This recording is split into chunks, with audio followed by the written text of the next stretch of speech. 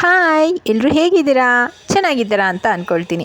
ಕೆಲವೊಂದು ಸರಿ ಎಷ್ಟು ಲೇಸಿನೆಸ್ ಬಂದ್ಬಿಡುತ್ತೆ ಅಂದರೆ ಊಟನ ತಿನ್ನೋದಿರಲಿ ನುಂಗೋಕ್ಕೂ ಕಷ್ಟ, ಅಷ್ಟು ಸೋಂಬೇರಿತನ ಬಂದ್ಬಿಡುತ್ತೆ. ಹಾಗಾದರೆ ಇವತ್ತು ನಾನೊಂದು ಲೇಸಿ ಊಟನ ಹೇಗೆ ಮಾಡ್ಕೊಂಡು ತಿನ್ನೋದು ಅಂತ ಹೇಳ್ಕೊಡ್ತೀನಿ.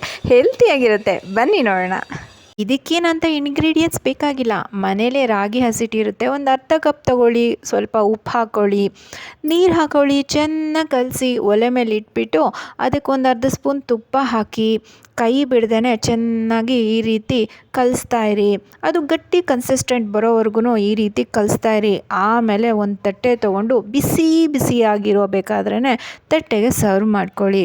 ಮನೇಲಿ ಗಟ್ಟಿ ಮೊಸರು ಇದ್ದರೆ ಗಟ್ಟಿ ಮೊಸರು ಹಾಕ್ಕೊಳ್ಳಿ, ಇಲ್ಲ ಅಂತಂದರೆ ಮಜ್ಜಿಗೆ ಹಾಕ್ಕೊಳ್ಳಿ. ಮಾವಿನಕಾಯಿ ಉಪ್ಪಿನಕಾಯಿ ಇದ್ದರೆ ಮಾತ್ರ ಜೊತೇಲಿ ತುಂಬಾ ಟೇಸ್ಟಾಗಿರುತ್ತೆ.